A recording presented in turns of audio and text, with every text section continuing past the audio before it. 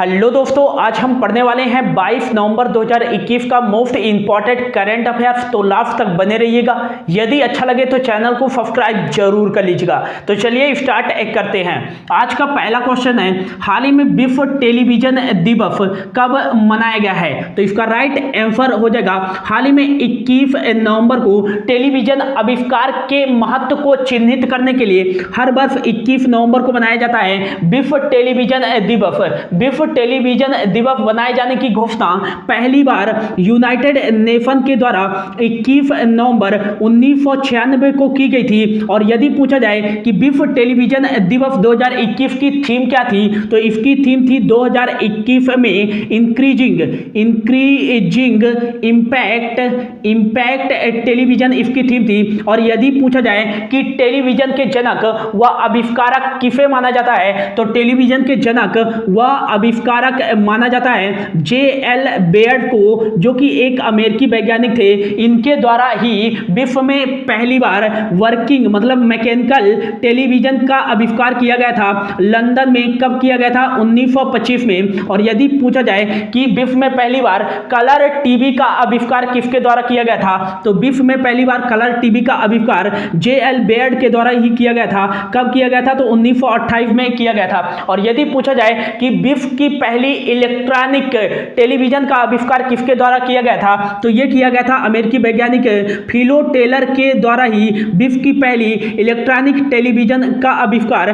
फिलो Taylor एक ऐसा यंत्र बनाना चाहते थे जो कि एक हिलती हुई इमेजों को कैप्चर करे, ताकि उसको एक कोड के रूप में आउटपुट प्राप्त हो सके और उस कोड को रेडियो वेव के माध्यम से एक डिवाइस से दूसरे डिवाइस में भेजा जा सके। और फाइनली फिलो टेलर सफल हुए, विश्व की पहली इलेक्ट्रॉनिक टीवी का आविष्कार कर दिया। और यदि पूछा जाए कि भारत में पहली बार टेलीविजन का प्रयोग कब किया गया था, तो भारत में पहली बार टेलीविजन का प्रयोग 15 सितंबर 1959 को किया गया था। कहां किया गया था? तो यह दिल्ली के दूरदर्शन केंद्र में स्थापित किया गया था भारत का पहला टेलीविजन। यदि पूछा जाए कि भारत में पहली बार रंगीन मतलब कलर टेलीविजन का प्रसारण कब शुरुआत किया गया था, तो भारत में पहली बार कलर टेलीविजन की शुरुआत 1982 में की गई थी। तो ये टेलीविजन से याद रखिएगा, विश्व टेलीविजन दिवस है। अब यह नवंबर माह का इंपॉर्टेंट डेज है, तो अब तक नवंबर माह में जितने भी इंपॉर्टेंट डेज बनाए गए हैं उसके बारे में देख लेते हैं। तो 1 नवंबर को कौन सा डे बनाया गया है?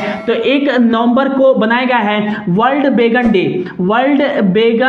डे। और 2 नवंबर को बनाया गया है राष्ट्रीय आयुर्वेद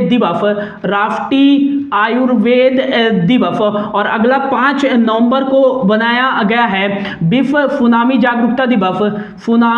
जागरूकता दिवस। और अगला जो है 7 नवंबर को बनाया गया है राष्ट्रीय कैंसर जागरूकता दिवस। और अगला 7 नवंबर को ही बनाया गया है शिशु संरक्षण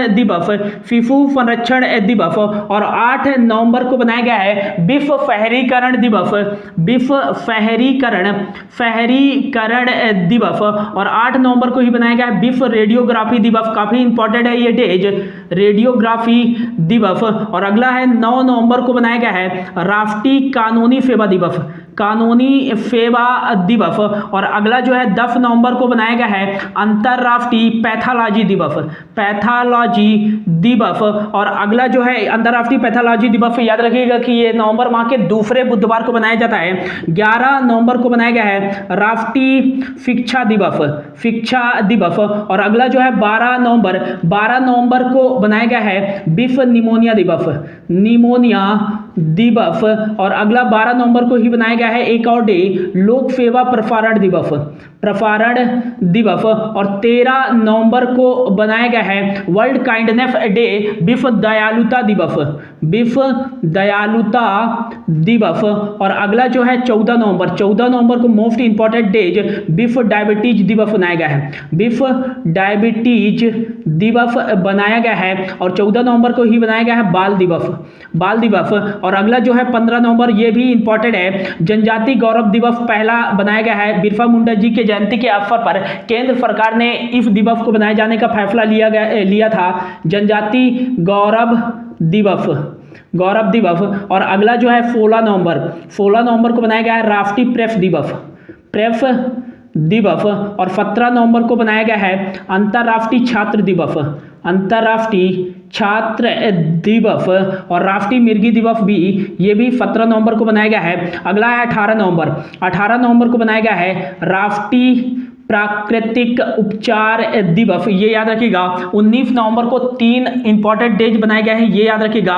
राष्ट्रीय एकता दिवस, राष्ट्रीय एकता दिवस 19 नवंबर को ही बनाया गया है। महिला उद्यमिता दिवस, महिला उद्यमिता दिवस। और अगला जो बनाया गया है अंतर्राष्ट्रीय पुरुष दिवस, ये याद रखिएगा। 20 नवंबर को बनाया गया है विश्व बाल दिवस, विश्व बाल दिवस। और अब 21 नवंबर को बनाया गया है विश्व टेलीविजन दिवस, और 21 नवंबर को ही बनाया गया है विश्व मत्स्य दिवस। तो ये याद रखिएगा। अगला क्वेश्चन है, हाल ही में किस राज्य के मुख्यमंत्री के द्वारा इंडियन नेशनल बास्केटबॉल लीग का उद्घाटन किया गया है? तो इसका राइट आंसर हो जाएगा हाल ही में कर्नाटक राज्य के मुख्यमंत्री बसवराज बोम्मई के द्वारा इंडियन नेशनल बास्केटबॉल लीग का उद्घाटन किया गया है। और इसका जो प्रमुख उद्देश्य है वो है बास्केटबॉल को मजबूत करना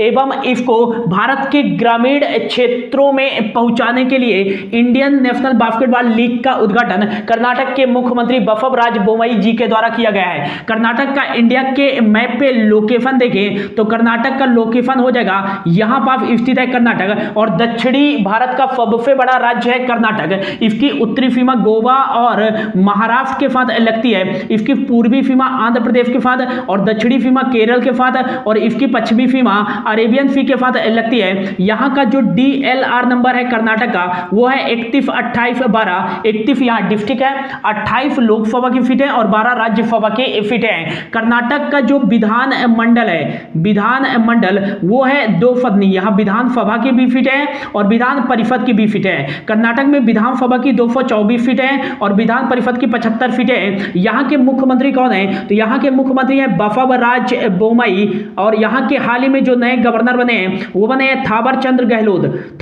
गहलोत। यहाँ की राजधानी बेंगलुरु है, ये याद रखिएगा। Anshi national park, Bandipur national park, Bannerghatta national park, Kudremukh national park और नागरहोल नेशनल पार्क, ये सभी नेशनल पार्क कर्नाटक में ही स्थित है। और एक याद रखिएगा जोग जलप्रपात, यह भारत का सबसे बड़ा जलप्रपात है जो कि कहाँ स्थित है? कर्नाटक में स्थित है। किस नदी पर स्थित है? तो ये फारावती नदी पर स्थित है। कैगा एटॉमिक पावर स्टेशन किस राज्य में स्थित है? तो कर्नाटक में ही स्थित है, ये याद रखिएगा। और यक्षगान जो नृत्य है वो किस राज्य का नृत्य है? काफी बार एग्जाम में पूछा जाता है, तो ये कर्नाटक राज्य का ही नृत्य है यक्षगान। नेक्स्ट याद रखिएगा कि नेशनल एजुकेशन पॉलिसी लागू करने वाला भारत का पहला राज्य कौन सा है? तो ये कर्नाटक ही है। और ट्रांसजेंडरों को सरकारी सेवाओं में 1% आरक्षण प्रदान करने वाला भारत का पहला राज्य कौन सा है? तो ये कर्नाटक ही है। और हाल ही में कर्नाटक राज्य सरकार के द्वारा जन सेवा की योजना की शुरुआत की गई है, ये याद रखिएगा। और हाल ही में कर्नाटक का जो 31वां जिला बनाया गया है वो बनाया गया है विजयनगर को, ये याद रखिएगा। और खेलो इंडिया यूनिवर्सिटी गेम्स का दूसरा संस्करण कहाँ आयोजित किया जाएगा? तो कर्नाटक में ही आयोजित किया जाएगा। अगला क्वेश्चन है, हाल ही में महिलाओं के लिए जॉब मेला का आयोजन कहाँ किया गया है? तो इसका राइट आंसर हो जाएगा हाल ही में महिलाओं के लिए जॉब मेला का आयोजन हैदराबाद में किया गया है। इसमें 2000 से अधिक महिलाओं ने पार्टिसिपेट किया था। हैदराबाद जो है वो तेलंगाना की राजधानी है। हैदराबाद को ही tree city of the world 2020 का घोषित किया गया था। और बायो एशिया समिट 2021 का आयोजन कहाँ किया गया था? तो ये हैदराबाद में ही किया गया था। अब जो हैदराबाद है वो तेलंगाना की राजधानी है, तो तेलंगाना से याद रखिएगा कि यहाँ के मुख्यमंत्री जो हैं वो हैं के चंद्रशेखर राव, और यहाँ की गवर्नर हैं तमिलिसाई सौंदरराजन। और नेक्स्ट याद रखिएगा कि हाल ही में बोनालू महोत्सव और बाथाकुम्मा महोत्सव कहाँ आयोजित किया गया है? तो ये तेलंगाना में ही आयोजित किया गया है। और भारत का जो पहला ट्रांसजेंडर कम्युनिटी डेस्क सेंटर की स्थापना की गई है, ये तेलंगाना में ही की गई है। है। और हाल ही में दलित बंधु योजना की शुरुआत तेलंगाना राज्य सरकार के द्वारा ही की गई है। और हाल ही में तेलंगाना के रामप्पा मोस्ट इंपॉर्टेंट ये याद रखिएगा कि हाल ही में तेलंगाना के रामप्पा मंदिर, जिसे रुद्रेश्वर मंदिर के नाम से भी जाना जाता है, इसे हाल ही में यूनेस्को की सूची में शामिल किया गया है। और यूनेस्को की सूची में शामिल होने वाला यह तेलंगाना का पहला स्थल है और भारत का 39वां स्थल है। और हाल ही में जो भारत का 40वां स्थल शामिल किया गया है यूनेस्को की सूची में, वो किया गया है धौलावीरा, जो कि कहां स्थित है, तो ये गुजरात में स्थित है। बढ़ते हैं अगले क्वेश्चन की ओर। अगला क्वेश्चन है, हाल ही में विश्व की सबसे ऊंची मोटर योग सड़क बनाने के लिए किस भारतीय संगठन को गिनीज वर्ल्ड रिकॉर्ड सर्टिफिकेट मिला है? तो इसका जो राइट आंसर हो जाएगा, हाल ही में BRO बॉर्डर रोड ऑर्गेनाइजेशन, जो कि एक भारतीय संगठन है जो भारत के सीमावर्ती क्षेत्रों में सड़क नेटवर्क का विस्तार करती है, वो विकास करती है एवं रख रखाव भी करती है। और इस बॉर्डर रोड ऑर्गेनाइजेशन ने ही पूर्वी लद्दाख में दुनिया की सबसे ऊंची मोटर योग्य सड़क का निर्माण किया है, जिसकी ऊंचाई है 19,300 फीट, कहीं कहीं 19,024 फीट भी दिया गया है। तो इसके निर्माण करने के लिए गिनीज वर्ल्ड रिकॉर्ड सर्टिफिकेट मिला है BRO भारतीय संगठन को। BRO को यह गिनीज वर्ल्ड रिकॉर्ड सर्टिफिकेट मिला है। तो BRO की स्थापना 7 मई 1960 को की गई थी और इसका जो हेडक्वार्टर है वो है न्यू दिल्ली में। और इसके वर्तमान में जो महानिदेशक हैं वो हैं राजीव चौधरी, ये याद रखिएगा। और इसका फुल फॉर्म क्या हो जाएगा? बॉर्डर रोड ऑर्गेनाइजेशन इसका फुल फॉर्म हो जाएगा। अगला क्वेश्चन है, हाल ही में दिल्ली ए फोलीलोकी उपन्यास के लिए JCB प्राइज 2021 किसने जीता है? तो इसका जो राइट आंसर हो जाएगा M मुकुंदन ने दिल्ली ए फोलीलोकी उपन्यास के लिए JCB प्राइज 2021 जीता है। ये एक मलयालम लेखक हैं और इस मलयालम का अनुवाद फातिमा ईबी एवं नंद कुमार ने किया है। इनके उपन्यास को इंग्लिश में अनुवाद और इनको ही मिला है JCB प्राइज 2021। JCB प्राइज जो है वो भारत में साहित्य का एक मूल्यवान प्राइज माना जाता है और इसमें 25 लाख की प्राइज मनी दी जाती है। और इसकी स्थापना राणा दास गुप्ता जी के द्वारा किया गया था। JCB प्राइज की स्थापना ये याद रखिएगा। अगला क्वेश्चन है, हाल ही में स्कीइंग स्पर्धा में किस भारतीय ने बीजिंग शीतकालीन ओलंपिक 2022 के लिए क्वालिफाई किया है? इसका जो राइट आंसर हो जाएगा, हाल ही में आरिफ खान जो कि जम्मू कश्मीर के हैं और इन्होंने ही स्कीइंग स्पर्धा में बीजिंग शीतकालीन विंटर ओलंपिक्स गेम 2022 के लिए क्वालिफाई कर लिया है।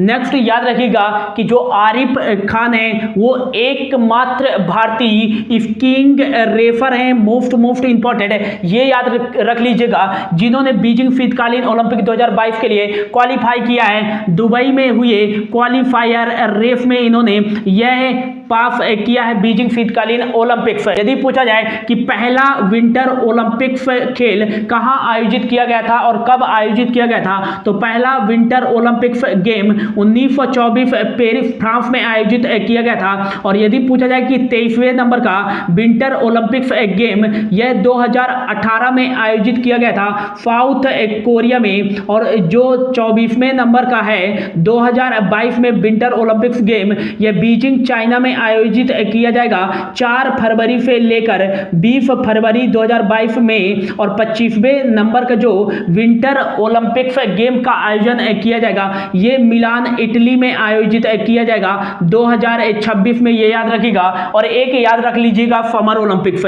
समर ओलंपिक्स का पहला संस्करण कहां आयोजित किया गया था, तो ये एथेंस ग्रीस में आयोजित किया गया था। कब किया गया था, तो 1896 में। और और समर ओलंपिक का जो 31वां संस्करण आयोजित किया गया था 2016 में, कहाँ किया गया था, तो रियो डी जेनेरियो ब्राजील में आयोजित किया गया था। और 32वां संस्करण यह 2020 में आयोजित किया गया है, कहाँ, तो टोक्यो जापान की राजधानी में आयोजित किया गया है, लेकिन 2020 के नाम से यह 2021 में आयोजित किया गया है। नेक्स्ट याद रखिएगा कि टोक्यो ओलंपिक्स 2020 में भारत की रैंक कितनी थी, तो 48 रैंक थी। भारत ने इसमें टोटल 7 मेडल जीते थे, जिसमें से 1 गोल्ड था और 2 सिल्वर मेडल थे और 4 ब्रॉन्ज मेडल थे। और अगला जो है समर ओलंपिक्स का 33वां संस्करण यह 2024 में कहाँ आयोजित किया जाएगा, तो पेरिस में आयोजित किया जाएगा। और जो 34वां संस्करण समर ओलंपिक्स का खेला जाएगा, ये खेला जाएगा 2028 में, कहाँ खेला जाएगा, तो लॉस एंजलिस अमेरिका में आयोजित किया जाएगा।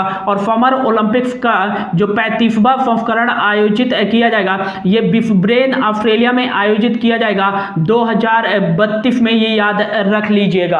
अगला क्वेश्चन है, हाल ही में FCI food corporation of India के द्वारा पहली अत्याधुनिक गुणवत्ता नियंत्रण प्रयोगशाला का उद्घाटन कहां किया गया है, तो इसका जो राइट आंसर हो जाएगा भारतीय खाद्य निगम के द्वारा पहली अत्याधुनिक गुणवत्ता नियंत्रण प्रयोगशाला का उद्घाटन हरियाणा के गुरुग्राम में किया गया है। इस गुणवत्ता नियंत्रण प्रयोगशाला के माध्यम से जो भी खाद्यान्न के सैंपल हैं उनका आंतरिक परीक्षण किया जाएगा। और इस प्रकार का ये पहला अत्याधुनिक प्रयोगशाला है जिसका उद्घाटन कहाँ किया गया है, गुरुग्राम में। और इसका उद्घाटन किसके द्वारा किया गया है, तो उपभोक्ता एवं सार्वजनिक वितरण राज्य मंत्री अश्विनी चौबे जी के द्वारा इसका उद्घाटन किया गया है, स्थापित किया गया है भारतीय खाद्य निगम के द्वारा। गुरुग्राम से याद रखिएगा कि भारत का पहला ग्रेन एटीएम मतलब अनाज एटीएम कहाँ स्थापित किया गया है, तो गुरुग्राम हरियाणा में ही स्थापित किया गया है। और भारत का जो पहला हेली हब बनाया जाएगा, ये कहाँ स्थापित बनाया जाएगा, तो ये गुरुग्राम हरियाणा में ही बनाया जाएगा। और जो भारत का पहला मत्स्य पालन केंद्र की स्थापना की गई है, ये गुरुग्राम में ही की गई है। अगला और आज का जो लास्ट क्वेश्चन है, हाल ही में सत्यजीत रे लाइफ टाइम अचीवमेंट पुरस्कार से किसे सम्मानित किया गया है, तो 2 लोगों को सम्मानित किया गया है सत्यजीत रे लाइफ टाइम अचीवमेंट पुरस्कार से। पहले जो है वो है हंगेरियन फिल्म निर्माता इस्तेवान जाबोज हैं, जो कि हंगेरियन फिल्म निर्माता हैं। और दूसरे नंबर पे है मार्टिन स्कोरेफिफ और ये अमेरिकन फिल्म निर्देशक हैं। इन दोनों को ही सत्यजीत रे लाइफ टाइम अचीवमेंट पुरस्कार से सम्मानित किया गया है। कहाँ सम्मानित किया गया है, तो हाल ही में जो 52वां अंतर्राष्ट्रीय फिल्म महोत्सव आयोजित किया जा रहा है, ये गोवा में आयोजित किया जा रहा है 20 नवंबर से 28 नवंबर तक। और इसी अंतर्राष्ट्रीय फिल्म महोत्सव में ही सत्यजीत रे लाइफ टाइम अचीवमेंट पुरस्कार से इन दोनों को सम्मानित किया गया है। तो ये था दोस्तों आज का करंट अफेयर। होप आपको अच्छा लगा होगा। यदि अच्छा लगा होगा तो चैनल को सब्सक्राइब जरूर कर लीजिएगा। Thank you so much for your watching.